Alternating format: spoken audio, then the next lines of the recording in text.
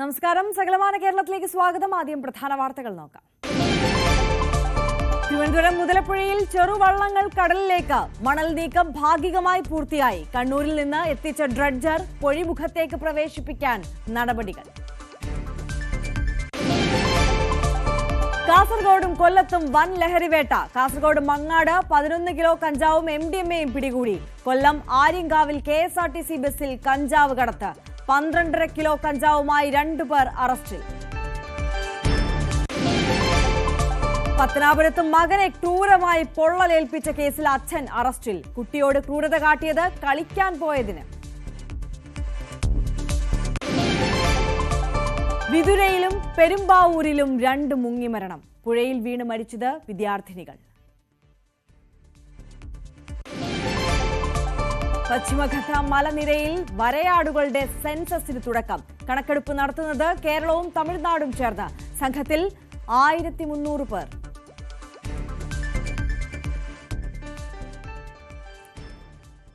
വിശദമായി നോക്കാം. തിരുവനന്തപുരം മുതലപ്പുഴയിൽ മണൽ നീക്കം ഭാഗികമായി പൂർത്തിയായതോടെ ചെറുവള്ളങ്ങൾ കടലിൽ ഇറങ്ങി തുടങ്ങി. എന്നാൽ മണൽ നീക്കം പൂർണ്ണതോതിൽ സാധ്യമായാൽ മാത്രമേ വലിയ മത്സ്യബന്ധന ബോട്ടുകൾക്ക് കടലിൽ ഇറങ്ങാൻ സാധിക്കുകയുള്ളൂ. കണ്ണൂരിൽ നിന്ന് എത്തിച്ച ഡ്രഡ്ജർ പൊഴിമുഖത്തേക്ക് പ്രവേശിപ്പിക്കാൻ നടപടി തുടരുകയാണ്. VV വിനോദിന്റെ റിപ്പോർട്ട് കാണാം.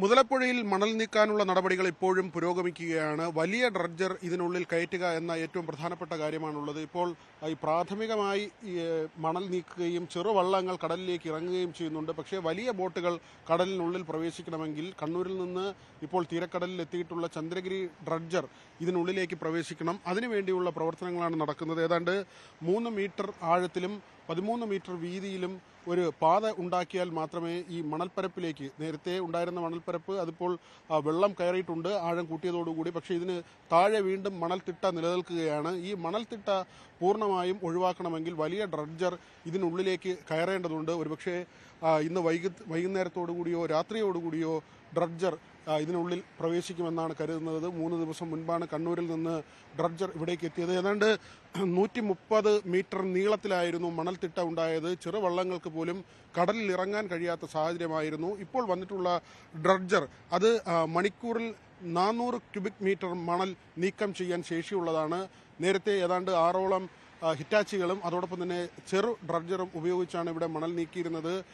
ഒരു ദിവസം പരമാവധി 1000 ക്യൂബിക് മീറ്റർ മണൽ മാറ്റാനുള്ള ശേഷിയാണ് ചെറു ഡ്രഡ്ജറിനുണ്ടായിരുന്നത്. പക്ഷേ ഈ വലിയ ഡ്രഡ്ജർ ഇതിനുള്ളിൽ പ്രവേശിക്കുന്നതോടുകൂടി തന്നെ മണൽ നീക്കം വേഗത്തിലാക്കും. അതോടൊപ്പം വലിയ ബോട്ടുകൾക്ക് മത്സ്യബന്ധനത്തിന് കടലിൽ പോകാനുള്ള സാധ്യത തെളിയുകയും ചെയ്യും. വിനോദിനൊപ്പം VV വിനോദ്, ന്യൂസ് 18 തിരുവനന്തപുരം. കാസർഗോഡ് വൻ ലഹരിമരുന്ന് വേട്ട. മങ്ങാട്ട് ഹോട്ടൽ ഉടമയുടെ വീട്ടിൽ നടത്തിയ പരിശോധനയിൽ 11 കിലോ കഞ്ചാവ് പിടികൂടി. കാഞ്ഞങ്ങാട് പോലീസ് സ്റ്റേഷൻ പരിധിയിൽ 2 ഇടങ്ങളിൽ നടത്തിയ പരിശോധനയിൽ MDMAയും പിടികൂടി. ഓപ്പറേഷൻ ക്ലീൻ കാസർഗോഡിന്റെ ഭാഗമായി വ്യത്യസ്ത ഇടങ്ങളിൽ നടത്തിയ പരിശോധനയിലാണ് ലഹരിമരുന്ന് പിടികൂടിയത്. മേൽപ്പറമ്പ് പോലീസ് സ്റ്റേഷൻ പരിധിയിലെ ബാര മുക്കുന്നോത്തെ വീട്ടിൽ നടത്തിയ പരിശോധനയിൽ 11 കിലോ കഞ്ചാവ് പിടികൂടി. സംഭവത്തിൽ മുക്കുന്നോത്തെ സഹോദരങ്ങളായ സമീർ, മുനീർ എന്നിവർക്കെതിരെ പോലീസ് കേസെടുത്തു. പ്രതികളെ പിടികൂടാനായിട്ടില്ല. രഹസ്യ വിവരത്തെ തുടർന്ന് കാസർഗോഡ്, മംഗളൂർ ഉൾപ്പെടെ വിവിധ സ്ഥലങ്ങളിലെ ഹോട്ടൽ ശൃംഖല ഉടമയുടെ വീട്ടിൽ നടത്തിയ പരിശോധനയിലാണ് കഞ്ചാവ് പിടികൂടിയത്. ഇരുനില വീട്ടിലെ മുകൾ നിലയിലെ കിടപ്പുമുറിയിൽ സൂക്ഷിച്ച നിലയിലായിരുന്നു കഞ്ചാവ്. അജാനൂർ കടപ്പുറത്തും മുറിയരാവിയിലും വീടുകളിൽ നടത്തിയ പരിശോധനയിൽ 2 നിന്നും MDMA പിടികൂടി. അജാനൂർ കടപ്പുറത്തെ നൌഷാദിന്റെ വീട്ടിൽ നിന്നും 1.790 ഗ്രാം MDMAയും ഹൈബ്രിഡ് കഞ്ചാവുമാണ് പിടികൂടിയത്. പ്രതി ഓടി രക്ഷപ്പെട്ടു. മുറിയരാവിയിൽ ഷാജഹാൻ അബൂബക്കറിന്റെ വീട്ടിൽ നടത്തിയ പരിശോധനയിൽ 3.610 ഗ്രാം MDMAയും പിടികൂടി. കിടപ്പുമുറിയിൽ പാൻസിലും സോക്സിലും സൂക്ഷിച്ച നിലയിലായിരുന്നു MDMA. മാങ്ങാട് ആര്യടുക്കത്ത് നടത്തിയ പരിശോധനയിൽ MDMAയുമായി ഒരാൾ അറസ്റ്റിലായി. റിസ്വാനാണ് മേൽപ്പറമ്പ് പോലീസിന്റെ പിടിയിലായത്. ഇതിനു പുറമെ പൂച്ചക്കാട് സ്വദേശി താജുദ്ദീൻ, കാസർഗോഡ് ചൌക്കിയിലെ മുഹമ്മദ് സുഹൈദ് എന്നിവരിൽ നിന്നും ലഹരിമരുന്ന് പിടികൂടിയിട്ടുണ്ട്. ന്യൂസ് 18 കാസർഗോഡ്. കൊല്ലം ആര്യങ്കാവിൽ KSRTC ബസ്സിൽ കടത്തുകയായിരുന്ന 12.5 കിലോ കഞ്ചാവ് പിടികൂടി. പാലക്കാട് സ്വദേശികളായ 2 പേർ അറസ്റ്റിലായി. ഒഡീഷയിൽ നിന്ന് വാങ്ങിയ കഞ്ചാവ് എറണാകുളത്തേക്ക് കടത്താൻ ശ്രമിക്കുന്നതിനിടെയാണ് ഇരുവരും പിടിയിലായത്. തെങ്കാശിയിൽ നിന്ന് കായംകുളത്തേക്ക് പോയ ബസ്സിലാണ് കഞ്ചാവ് കടത്തിയത്.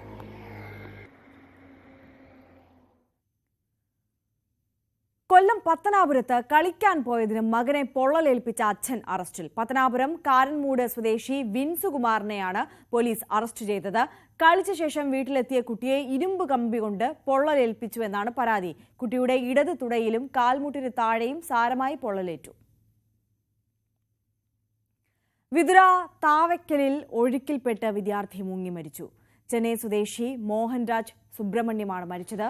മോഹൻരാജ് ഉൾപ്പെട്ട 10 സംഘം താവയ്ക്കൽ വെള്ളച്ചാട്ടത്തിൽ കുളിക്കാനിറങ്ങിയപ്പോഴാണ് ഈ അപകടം സംഭവിച്ചത്. വിതുര ഫയർഫോഴ്സും നാട്ടുകാരും ചേർന്നാണ് മൃതദേഹം പുറത്തെടുത്തത്.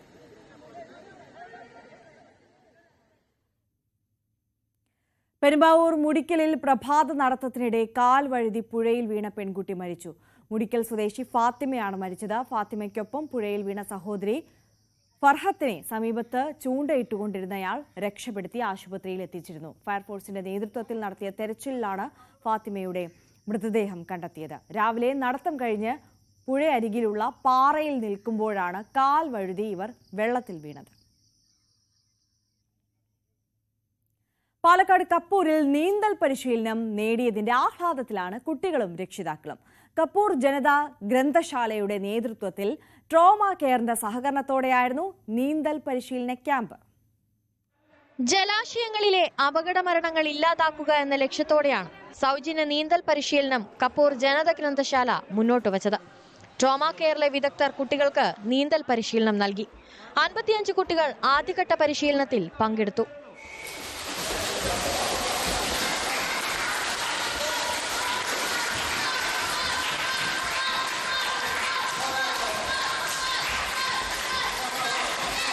വെള്ളക്കെട്ടിലേക്ക് അതുപോലെ കുളങ്ങളിലേക്കൊക്കെ വീണിട്ട് അപകടങ്ങൾ സംഭവിക്കുന്ന ഒരു കാര്യങ്ങൾ ഉണ്ടാവുന്നുണ്ട്. അപ്പോൾ അതിൽ നിന്നും നമ്മുടെ കുട്ടികൾക്ക് എല്ലാം പ്രിവെന്റ് ചെയ്യാൻ വേണ്ടിയിട്ട് നമ്മൾ ഇതുപോലെയുള്ള പരിശീലന ക്യാമ്പുകൾ നടത്തുന്നത് വളരെയധികം പ്രയോജനപ്രദമായിട്ടുള്ള ഒരു കാര്യമാണ്. ജനതാ ഗ്രന്ഥശാലയുടെ നേതൃത്വത്തിലുള്ള അവധിക്കാലത്തെ നീന്തൽ പരിശീലനം ഏറെ ഉപകാരപ്രദമെന്ന് കുട്ടികളും രക്ഷിതാക്കളും പറഞ്ഞു. ട്രോമ കെയർ യൂണിറ്റിന് രക്ഷാപ്രവർത്തനങ്ങൾക്കും നീന്തൽ പരിശീലനത്തിനും ആവശ്യമായ ട്യൂബുകളും ജനതാ ഗ്രന്ഥശാല പ്രവർത്തകർ കൈമാറി. പ്രധാനമായും കുട്ടികൾക്ക് നീന്തൽ അറിയാത്തതാണ് മുങ്ങിമരണങ്ങൾ വർദ്ധിക്കാൻ കാരണം. ഈ സാഹചര്യത്തിലാണ് കപ്പൂർ ജനതാ ഗ്രന്ഥശാലയുടെ ആഭിമുഖ്യത്തിൽ ഇത്തരത്തിൽ നീന്തൽ പരിശീലനം ആരംഭിച്ചത്. പരിശീലനം നേടിയ കുട്ടികൾക്ക് സർട്ടിഫിക്കറ്റുകളും കൈമാറി. ന്യൂസ് 18 പട്ടാമ്പി. പശ്ചിമഘട്ട മലനിരയിൽ വരയാടുകളുടെ സെൻസസിന് തുടക്കമായി. കേരളവും തമിഴ്നാടും സംയുക്തമായാണ് കണക്കെടുപ്പ് നടത്തുന്നത്. 4 ദിവസം കൊണ്ട് സെൻസസ് പൂർത്തിയാകും. വരയാടുകളുടെ പ്രധാന ആവാസ മേഖലയാണ് ഇരവികുളം ദേശീയ ഉദ്യാനം. ഇവിടെ ഉൾപ്പെടെ കേരളത്തിലും തമിഴ്നാട്ടിലുമുള്ള വരയാടുകളുടെ മുഴുവൻ ആവാസ മേഖലകളിലുമാണ് കണക്കെടുപ്പ്. ഒരേ സമയം സെൻസസ് പൂർത്തിയാക്കാനുമാണ് ലക്ഷ്യം. ഇവയുടെ എണ്ണം തിട്ടപ്പെടുത്തുക വഴി വരയാടുകളുടെ സുരക്ഷയും നിലനിൽപ്പും മെച്ചപ്പെട്ട പരിപാലനത്തിലൂടെ ഉറപ്പാക്കാനാകും. ഉയരം കൂടിയ പർവ്വത മേഖലകളിലെ സുസ്ഥിരവും ആരോഗ്യകരവുമായ ആവാസ വ്യവസ്ഥയുടെ അടയാളമാണ് വംശനാശം നേരിടുന്ന വരയാടുകൾ എന്നതിനാൽ അവയുടെ ശാസ്ത്രീയമായ കണക്കെടുപ്പും സംരക്ഷണവും കേരളത്തിന്റെ സവിശേഷമായ കാലാവസ്ഥയുടെയും പർവ്വത നിരകളിൽ നിന്നും ഉത്ഭവിക്കുന്ന നദികളുടെയും പരിസ്ഥിതി സന്തുലനത്തിന്റെയും സംരക്ഷണം കൂടിയാണ്. കേരളത്തിൽ 89 സെൻസസ് ബ്ലോക്കുകളും തമിഴ്നാട്ടിൽ 176 സെൻസസ് ബ്ലോക്കുകളുമുണ്ട്.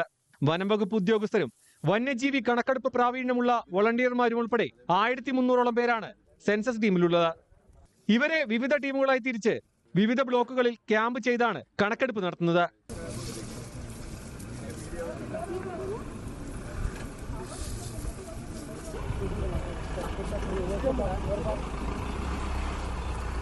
ക്യാമറ ട്രാപ്പുകളും സെൻസസിനായി ഉപയോഗിക്കും. ലോകത്ത് 2000 താഴെ ഉള്ളൂ. അതിൽ തന്നെ നല്ലൊരു പോപ്പുലേഷൻ നമുക്ക് കേരളത്തിലുണ്ട്. അപ്പോൾ ഇരവികുളത്ത് മാത്രമല്ല, കേരളത്തിന്റെ പല ഭാഗത്തും ചെറിയ ചെറിയ കൂട്ടങ്ങളുണ്ട്, തമിഴ്നാട്ടിലുണ്ട്. അപ്പോൾ അതിനെക്കുറിച്ചൊരു വ്യക്തമായിട്ടുള്ള ധാരണ നമുക്ക് ഉണ്ടാക്കേണ്ടിയിരിക്കുന്നു. 2015-16 കാലഘട്ടത്തിൽ ഒരു ശ്രമം നടത്തിയതാണ്. അപ്പോൾ അതിനുശേഷം ഉണ്ടായിട്ടുള്ള ഇതിന്റെ ആവാസ വ്യവസ്ഥയുടെ അവസ്ഥ, എവിടെയാണ് കാണപ്പെടുന്നത്, എന്തൊക്കെയുണ്ട്, എത്ര എണ്ണം ഉണ്ട് എന്നൊന്ന് കണ്ടുപിടിക്കുക. കാരണം നമ്മുടെ മാറി വരുന്ന സാഹചര്യങ്ങളുടെ, കാലാവസ്ഥയുടെ ഒക്കെ ഒരു സൂചകങ്ങൾ കൂടിയാണ് ഈ സ്പീഷീസ്. പശ്ചിമഘട്ടത്തിന് പുറമെ ഹിമാലയത്തിലും അറേബ്യൻ മേഖലയിലുമാണ് നീലഗിരി താർ എന്ന വരയാടുകൾ കാണപ്പെടുന്നത്. വംശനാശ ഭീഷണി നേരിടുന്ന ഇവ ഏറ്റവും അധികം കാണപ്പെടുന്ന മേഖലയാണ് Munnar Eravikulam national park. News 18 Idukki. Thiruvananthapuram Chirayinkeezhu Mudapuram പാടശേഖരത്തിൽ വീണ്ടും കൃഷി ഇറക്കാൻ ഒരുക്കം തുടങ്ങി. കർഷകരും നെല്ലുൽപാദക സമിതിയും ഭൂമി കൃഷിയോഗ്യമാക്കി തുടങ്ങി. 100 മേനി കൊയ്യാമെന്ന പ്രതീക്ഷയിലാണ് കർഷകർ. തിരുവനന്തപുരത്തെ വലിയ പാടശേഖരങ്ങളിൽ ഒന്നാണ് കിഴുവിലത്തെ വലിയ ഏലപ്പാടശേഖരം. പതിറ്റാണ്ടുകൾക്ക് മുൻപ് 60 ഹെക്ടർ ഉണ്ടായിരുന്ന പാടശേഖരം ഇപ്പോൾ 40 ഹെക്ടറായി ചുരുങ്ങി. നെൽകൃഷി ലാഭകരമല്ലെന്ന കാരണത്താൽ പല കർഷകരും കൃഷി നിർത്തുകയും തുടർന്ന് നിലം നികത്തുകയും ചെയ്തു. ഇന്ന് 40 ഹെക്ടർ ഉണ്ടെങ്കിലും 20 ഹെക്ടറിലെ കൃഷി ചെയ്യുന്നുള്ളൂ. മുൻപ് വർഷത്തിൽ 3 തവണ വിരിപ്പ്, മുണ്ടകൻ, പുഞ്ച എന്നീ കൃഷി ഇറക്കുമായിരുന്നു. എന്നാൽ ഇപ്പോൾ 2 തവണയെ കൃഷി ചെയ്യുന്നുള്ളൂ. ബാക്കി ഭാഗം വർഷങ്ങളായി തരിശായി കിടക്കുകയാണ്. ഇവിടെ 100 മേനി വിളവെടുക്കാമെന്ന ലക്ഷ്യമിട്ടാണ് കൃഷി. ഇതിപ്പോൾ സപ്ലൈകോ വരുന്നത് കൊണ്ട് അവർ നെല്ല് ബൾക്കായിട്ട് എടുത്ത് കൊണ്ടുപോകുന്നുണ്ട്. അതുകൊണ്ടാണ് കുറച്ച് കർഷകരെങ്കിലും ഇപ്പോഴും കൃഷി ചെയ്ത് വരുന്നത്. വലിയ ബുദ്ധിമുട്ടാണ് കർഷകരുടെ ഭാഗത്തു നിന്ന് അവർ പറയുന്നത്.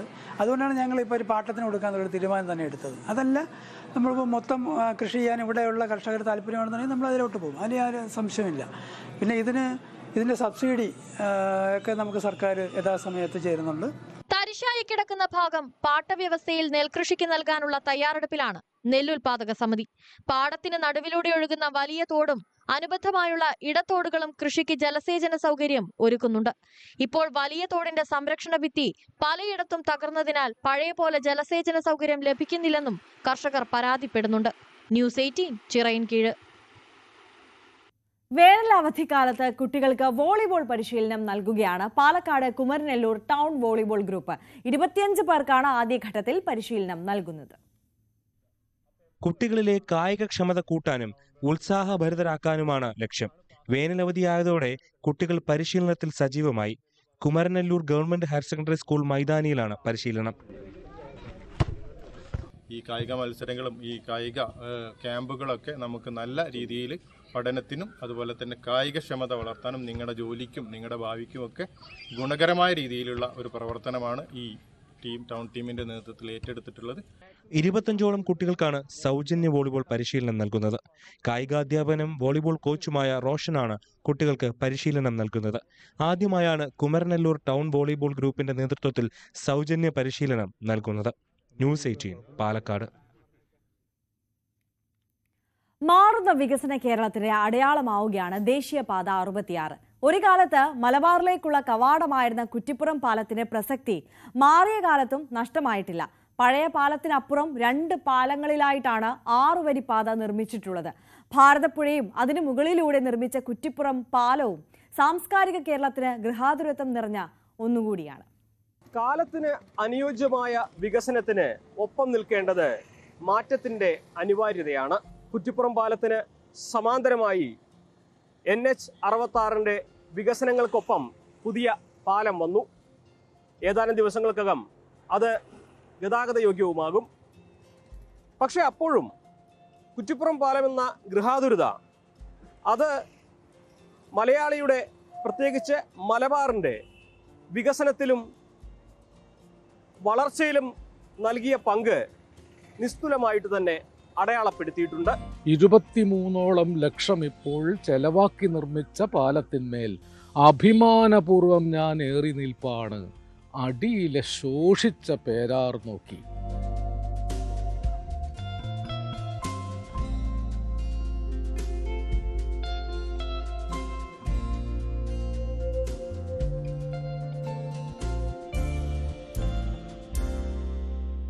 ഇടശ്ശേരി ഗോവിന്ദൻ നായരുടെ കുറ്റിപ്പുറം പാലം എന്ന കവിത ഒരു കാലഘട്ടത്തെ മാത്രമല്ല അടയാളപ്പെടുത്തിയത്, മാറിവരുന്ന കാലാന്തരങ്ങളെ കൂടിയായിരുന്നു. 1953 കൊച്ചി തിരുവിതാംകൂർ മേഖലകളെ മലബാറുമായി ബന്ധിപ്പിച്ചുകൊണ്ട് കുറ്റിപ്പുറം പാലം മദ്രാസ് സർക്കാർ യാഥാർത്ഥ്യമാക്കിയത്. അതിന്റെ ചരിത്രം ആലങ്കോട് ലീലാകൃഷ്ണൻ ഇങ്ങനെ വിവരിക്കുന്നു. കുറ്റിപ്പുറം പാലം ഒരു വലിയ നാഗരിക വികാസത്തിന്റെ പ്രതീകമാണ്. 52-53 കാലത്താണ് കോഴിപ്പുറത്ത് മാധവമേനോൻ മദ്രാസ് സംസ്ഥാനത്തിൽ മലബാർ മന്ത്രിയായിരുന്ന കാലത്താണ്. അന്ന് മലബാർ മദിരാശി സംസ്ഥാനത്തിലാണ്. മലബാറിനൊരു മന്ത്രിയുണ്ട്. കോഴിപ്പുറത്ത് മാധവമേനോനായിരുന്നു മലബാർ മന്ത്രി. അദ്ദേഹത്തിൻ്റെ ഭാര്യ വീട് ആനക്കര വടക്കത്താണ്. അക്കാലത്ത് കോഴിപ്പുറത്ത് മാധവമേനോൻ മുൻകൈയെടുത്ത് ഈ പാലമുണ്ടാക്കിയപ്പോൾ അക്കാലത്തുണ്ടായിരുന്ന ഒരു ആക്ഷേപം, ഇത് സംബന്ധപ്പാലമാണെന്നാണ്. കോഴിക്കോട്ട് നിന്ന് ആനക്കരയ്ക്ക് സംബന്ധത്തിന് പോകാൻ മേനോൻ ഉണ്ടാക്കിയ പാലമാണെന്ന് ആക്ഷേപിച്ച ആളുകളുണ്ട്. കുറ്റിപ്പുറം പാലം എന്ന പേരിൽ ഇടശ്ശേരി എഴുതിയ കവിത കാലാതിവർത്തിയാകുന്നത് കാവ്യഭംഗി കൊണ്ട് മാത്രമല്ല, ആശയസമ്പുഷ്ടത കൊണ്ടും കവിയുടെ ദീർഘവീക്ഷണം കൊണ്ടുമാണ്. മല്ലൂർ കയം ഇനി ചൊല്ലു മാത്രം. അന്നവിടെ മല്ലൂർ കയം എന്നൊരു വലിയ കയം ഉണ്ടായിരുന്നു. ആ കയം ഒരു ചൊല്ലായി മാറും. സത്യത്തിൽ ഇപ്പോൾ മല്ലൂർ കയം ഒരു ചൊല്ലു മാത്രമാണ്. മല്ലൂര തേവർ, മല്ലൂര ക്ഷേത്രം, ആ തേവർ തെരുവ് ദൈവമായി മാറും. വാസ്തവത്തിൽ ഇപ്പോൾ അങ്ങനെയായി. ശാന്തഗംഭീരമായി പൊങ്ങി നിൽക്കുന്ന അന്തിമഹാകാളൻ കുന്ന്, ആ പാലത്തിന് നേരെ എതിർവശത്തുള്ള കുന്ന് ജൃംഭിത യന്ത്രക്കിടാവെറിയും പമ്പരം പോലെ കറങ്ങി നിൽക്കും. അന്ന് JCB കണ്ടുപിടിക്കപ്പെട്ടിട്ടില്ല. JCBയെക്കുറിച്ചുള്ള ആലോചന പോലും ശാസ്ത്രത്തിൻ്റെയോ ടെക്നോളജിയുടെയോ രംഗത്ത് വന്നിട്ടില്ല. പക്ഷേ ജൃംഭിതനായ തല ഉയർത്തി നിൽക്കുന്ന ഒരു യന്ത്രക്കിടാവ് എന്ന് ഉപയോഗിച്ചിരിക്കുന്നത്.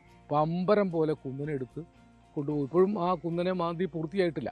6 വരിപ്പാതയായി വളർന്ന പുതിയ കുറ്റിപ്പുറം പാലത്തിന്റെ മുകളിലൂടെ പാഞ്ഞു പോകുമ്പോൾ ഒരുപക്ഷെ ഇനി ഭാരതപ്പുഴയെ കാണാനാകണമെന്നില്ല. പഴയ പാലം നിലനിർത്തിക്കൊണ്ടാണ് നിർമ്മാണമെങ്കിലും ക്രമേണ എല്ലാ ചരിത്രവും മറവിയുടെ മണൽപ്പരപ്പിലേക്ക് ആണ്ടുപോയേക്കാം. നാടിന്റെ അടയാളങ്ങളായിരുന്ന കാഴ്ചകളെ മായ്ച്ചു കളഞ്ഞ് വികസനം ഒരു യാകാശവും പോലെ കടന്നു വരികയാണ്. അനിവാര്യമായ ഈ വികസനത്തെ എതിരേൽക്കുക തന്നെ വേണം. പക്ഷേ പുതിയ കുറ്റിപ്പുറം പാലത്തിന്റെ മുകളിൽ നിൽക്കുമ്പോഴും പ്രസക്തമാകുന്നത് ഇടശ്ശേരി ഗോവിന്ദൻ നായർ പണ്ടെഴുതിയ ആ വരികളാണ്. അമ്പ പേരാറേ നീ മാറിപ്പോമോ ആകുലയാമോരഴുക്കുചാലായി. മാറ്റങ്ങൾക്കൊപ്പം പ്രകൃതിയെ കൂടി ഉൾക്കൊണ്ട് നമുക്ക് മുന്നോട്ട് പോകാനാകണം. ജിഷാദ് വളാഞ്ചേരിക്കൊപ്പം CV അനുമോദ്, ന്യൂസ് 18. പട്ടാമ്പിയിൽ ഫയർഫോഴ്സിന് സ്വന്തമായ ഓഫീസ് കെട്ടിടം ഒരുങ്ങുന്നു. 3 കോടി രൂപ ചെലവിലാണ് നിർമ്മാണം. കെട്ടിടത്തിനായി നഗരസഭയുടെ ഉടമസ്ഥതയിലുള്ള സ്ഥലം വിട്ടു നൽകി. പട്ടാമ്പി തൃത്താല മേഖലകളിൽ തീപിടുത്തമോ മറ്റത്യാഹിതങ്ങളോ ഉണ്ടായാൽ 20 കിലോമീറ്റർ അകലെയുള്ള ഷൊർണൂരിൽ നിന്നോ പെരിന്തൽമണ്ണ, കുന്നംകുളം, വളാഞ്ചേരി ഭാഗങ്ങളിൽ നിന്നോ വേണം ഫയർഫോഴ്സ് യൂണിറ്റുകൾ എത്താൻ. അതിനാൽ നിരന്തര ആവശ്യത്തെ തുടർന്നാണ് പട്ടാമ്പിയിൽ ഫയർ സ്റ്റേഷൻ സ്ഥാപിക്കുന്നത്. വാടക കെട്ടിടങ്ങൾ മാറി മാറി പ്രവർത്തിക്കുന്നതിനാൽ ഫയർ സ്റ്റേഷന്റെ പ്രവർത്തനം പലപ്പോഴും പ്രയാസമുണ്ടാക്കിയിരുന്നു. ഫയർ സ്റ്റേഷൻ അനുവദിച്ചപ്പോൾ തന്നെ 3 കോടി രൂപയും ബജറ്റിൽ വകയിരുത്തി. എന്നാൽ സ്ഥലം ലഭ്യമാകാതിരുന്നത് തടസ്സമുണ്ടാക്കി. തുടർന്നാണ് നഗരസഭയുടെ ഉടമസ്ഥതയിലുള്ള പഴയ മത്സ്യ മാർക്കറ്റിലെ സ്ഥലം വിട്ടു നൽകിയത്. ഭരണാനുമതിയും സാങ്കേതികാനുമതിയും ലഭ്യമായി ടെൻഡർ നടപടി പൂർത്തിയായതോടെയാണ് പ്രവർത്തികൾ ആരംഭിക്കുന്നത്. പട്ടാമ്പി ഫയർ സ്റ്റേഷന്റെ പുതിയ കെട്ടിടം, പഴയ നമ്മുടെ ഫിഷ് മാർക്കറ്റ് ഉണ്ട് പട്ടാമ്പി, അത് മുനിസിപ്പാലിറ്റി ആ സ്ഥലം വിട്ടു തന്നു. അവിടെ ഏറ്റവും മികച്ച രീതിയിൽ ഒരു ഫയർ സ്റ്റേഷന്റെ കെട്ടിടം ആരംഭിക്കുകയാണ്. ടെൻഡർ നടപടി പൂർത്തീകരിച്ചു. മെയ് 2nd വീക്കോടുകൂടി അതിന്റെ നിർമ്മാണം ആരംഭിക്കാനാണ് തീരുമാനിച്ചിട്ടുള്ളത്. നിലവിൽ പട്ടാമ്പി നഗരത്തിൽ നിന്ന് 3 കിലോമീറ്റർ അകലെ കൊടല്ലൂരിൽ വാടക കെട്ടിടത്തിലാണ് ഫയർ സ്റ്റേഷൻ പ്രവർത്തിക്കുന്നത്. പരിമിതികൾക്കിടയിലാണ് ഉദ്യോഗസ്ഥരും ജീവനക്കാരും കഴിയുന്നത്. പുതിയ ഫയർ സ്റ്റേഷൻ കെട്ടിടം വേഗത്തിൽ പൂർത്തിയാക്കാനാണ് ലക്ഷ്യം. ഇതോടെ നിലവിൽ സേന നേരിടുന്ന പ്രയാസങ്ങൾക്ക് പരിഹാരമാകും. ന്യൂസ് 18 പാലക്കാട്. KSRTCക്ക് മികച്ച വരുമാനം ലഭിച്ചിരുന്ന കട്ടപ്പന കമ്പം സർവീസ് മുടങ്ങിയിട്ട് ആഴ്ചകൾ പിന്നിടുകയാണ്. അറ്റകുറ്റപ്പണികൾക്കായാണ് വാഹനം മാറ്റിയത്. അന്തർ സംസ്ഥാന പെർമിറ്റുള്ള പകരം ബസ് ഇല്ലാത്തതാണ് സർവീസ് നടത്തുന്നതിന് തടസ്സമെന്നാണ് അധികൃതർ പറയുന്നത്. ഇതുമൂലം വരുമാനത്തിൽ വൻതുകയാണ് KSRTCക്ക് ഓരോ ദിവസവും നഷ്ടമാകുന്നത്. ഇടുക്കിയിലെ KSRTC സർവീസുകളിൽ നല്ല വരുമാനമുള്ളതാണ് കട്ടപ്പന ഡിപ്പോയിൽ നിന്നുള്ള കമ്പം അന്തർ സംസ്ഥാന സർവീസ്. ദിവസവും ശരാശരി 15,000 രൂപ മുതൽ 20,000 വരെ വരുമാനവും ലഭിച്ചിരുന്നു. ആഴ്ചകളായി ഈ സർവീസ് മുടങ്ങിയിരിക്കുകയാണ്. അറ്റകുറ്റപ്പണികൾക്കായി ബസ് വർക്ക്ഷോപ്പിൽ കയറ്റിയതിനാലാണ് സർവീസ് മുടങ്ങിയതെന്നാണ് അധികൃതരുടെ വിശദീകരണം. അന്തർ സംസ്ഥാന പെർമിറ്റുള്ള ബസ് മറ്റൊന്നില്ലാത്തതിനാലാണ് സർവീസ് നിലച്ചതെന്നും KSRTC അധികൃതർ പറയുന്നു. കുമളിയിൽ നിന്നുള്ള ബസ് എത്തിച്ച് സർവീസ് നടത്തുവാൻ ശ്രമിച്ചെങ്കിലും ഇതും ആദ്യ സർവീസിൽ തന്നെ തകരാറിലായി. സർവീസ് നിലച്ചതോടെ തമിഴ് തോട്ടം തൊഴിലാളികൾ ഉൾപ്പെടെയുള്ള ഒട്ടേറെ ആളുകളാണ് യാത്രാ ദുരിതം അനുഭവിക്കുന്നത്. അന്തർ സംസ്ഥാന സർവീസ് പെർമിറ്റുള്ള കൂടുതൽ ബസ് കട്ടപ്പന ഡിപ്പോയിലേക്ക് അനുവദിക്കണമെന്നും യാത്രാക്ലേശം പരിഹരിക്കണമെന്നും ആവശ്യം ശക്തമാണ്. ന്യൂസ് 18 ഇടുക്കി. പാലക്കാട് തൃത്താല ബ്ലോക്ക് പഞ്ചായത്ത് അംഗപരിമിതർക്ക് മുച്ചക്ര വാഹനം നൽകി. 7 പേർക്കാണ് സൈഡ് വീലോട് കൂടിയ സ്കൂട്ടർ നൽകിയത്. വാർഷിക പദ്ധതിയിൽ ഉൾപ്പെടുത്തിയാണ് പദ്ധതി നടപ്പാക്കിയത്. 10 ലക്ഷം രൂപയാണ് ബ്ലോക്ക് പഞ്ചായത്ത് ചെലവിട്ടത്. ജനറൽ വിഭാഗത്തിൽപ്പെട്ടിട്ടുള്ള 6 ആളുകൾക്കും SC വിഭാഗത്തിൽപ്പെട്ടിട്ടുള്ള ഒരാൾക്കും ഉൾപ്പെടെ 7 ആളുകൾക്കാണ് ഇപ്പോൾ ഈ വാഹനം നൽകുന്നത്. 9 പേർക്കാണ് നമ്മൾ ഈ ഒരു വർഷം അതിന് പദ്ധതി ഫണ്ട് വെച്ചിട്ടുണ്ടായിരുന്നത്. ആദ്യം നമ്മൾ 15 ലക്ഷം രൂപ വെച്ചെങ്കിലും പലരും പേപ്പറുകളൊന്നും സമയബന്ധിതമായി തരാത്തത് കൊണ്ട് നമുക്കത് നടപ്പാക്കാൻ വേണ്ടി സാധിച്ചില്ല. പിന്നീട് ഫണ്ടിന്റെ പ്രയാസം ഉണ്ടായി. ഇപ്പോൾ 9 പേർക്ക് നമ്മൾ കൊടുക്കാൻ വേണ്ടി റെഡി ആയിരുന്നു. പക്ഷെ അതിൽ തന്നെ 2 പേര്, ഒരാൾ അതിന്റെ ഗൈഡൻസ് സർട്ടിഫിക്കറ്റ് കൊണ്ടുവരാത്തത് കൊണ്ട് നമുക്കത് കൊടുക്കാൻ കഴിയാത്ത സാഹചര്യമുണ്ട്. മറ്റൊരാള് അയാളുടെ പേര് നിലവിലൊരു വാഹനം ഉള്ളത് കൊണ്ട് നമുക്ക് കൊടുക്കാൻ വേണ്ടി കഴിയില്ല. നിലവിൽ വാഹനമുള്ള ആളുകൾക്ക് കൊടുക്കാൻ പെർമിഷൻ നമുക്കില്ല. വസ്തുക്കളുടെ പേരിൽ തമ്മിലടിച്ച് കോടതി കയറിയിറങ്ങുന്ന ഈ കാലത്ത് സൗജന്യമായി വസ്തു വിട്ടു നൽകി വഴിയൊരുക്കി നൽകിയിരിക്കുകയാണ് കൊല്ലം പൂവറ്റൂർ ദേവിവിലാസം NSS കരയോഗം. നിരവധി പട്ടികജാതി കുടുംബങ്ങൾ താമസിക്കുന്ന ഇടത്തേക്കുള്ള നടവഴിയാണ് NSS സ്കൂൾ മതിൽ പൊളിച്ചു നീക്കി 3 മീറ്റർ വീതിയിൽ സൗജന്യമായി നിർമ്മിച്ചു നൽകിയത്. കൊട്ടാരക്കരയിൽ നിന്ന് S വിനീഷിന്റെ റിപ്പോർട്ട് കാണാം. പൂവറ്റൂർ പടിഞ്ഞാറ് തുരുത്തിയിൽ മൂർത്തിക്കാവിന് പ്രദേശത്തുള്ള 16-ൽ പരം കുടുംബങ്ങളുടെ വർഷങ്ങളായിട്ടുള്ളൊരു ആഗ്രഹമായിരുന്നു സഞ്ചാരയോഗ്യമായ ഒരു വഴി എന്നുള്ളത്. നമ്മളുള്ളത് അവിടെ തന്നെയാണ്. ദൃശ്യങ്ങളിൽ തന്നെ കാണാൻ കഴിയും. നല്ല അടിപൊളിയായിട്ടൊരു വഴി. ഇത് ഇങ്ങനൊരു വഴി ഇവിടെ ഇല്ലായിരുന്നു. ശരിക്കും കാൽനടയായി മാത്രം നടന്നു പോകാവുന്നൊരു വഴിയായിരുന്നു. ഇപ്പോൾ ഏകദേശം 3 മീറ്റർ വീതിയിലാണ് ഇവിടെ വഴി അവർക്ക് കിട്ടിയിരിക്കുന്നത്. ദേവിവിലാസം NSS കരയോഗം ആണ് ഈ ഒരു വഴി അവർക്ക് സൗജന്യമായി വിട്ടു നൽകിയിരിക്കുന്നത്. ഒരു അസുഖം വന്നാലോ അല്ലെങ്കിൽ വീട് നിർമ്മാണത്തിനായിട്ടോ സാധനങ്ങൾ എത്തിക്കാനോ ഒക്കെ വലിയ ബുദ്ധിമുട്ട് അനുഭവപ്പെടുന്ന ഒരു സാഹചര്യമായിരുന്നു മുൻപുണ്ടായിരുന്നത്. അല്ലേ ചേച്ചി?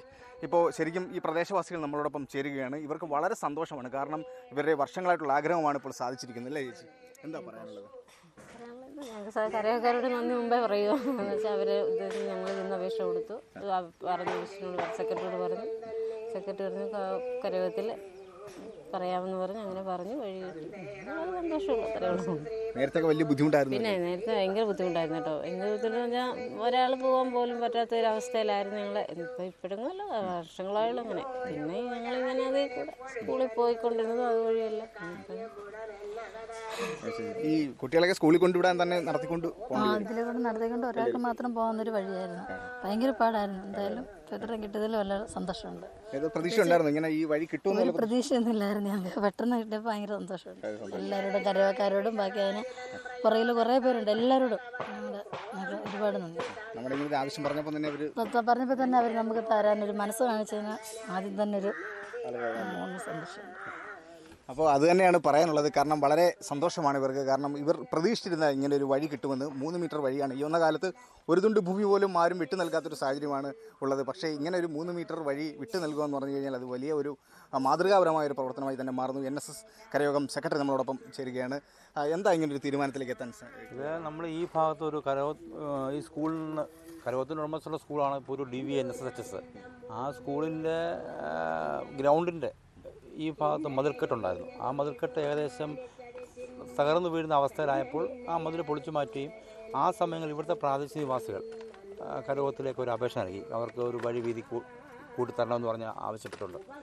നമ്മൾ അത് കമ്മിറ്റികളിൽ വെച്ച് ചർച്ച ചെയ്ത് കമ്മിറ്റി അനുകൂല തീരുമാനം എടുക്കുകയും പക്ഷേ ആ തീരുമാനം അംഗീകാരത്തിന് വേണ്ടി നമ്മൾ പൊതുയോഗത്തിൽ സമർപ്പിച്ചു വിട്ടു. അങ്ങനെ നമ്മളൊരു വിശേഷ പൊതുയോഗം ഇവിടെ കൂടി ആ പൊതുയോഗത്തിൽ ഈ അജണ്ട വെച്ചു.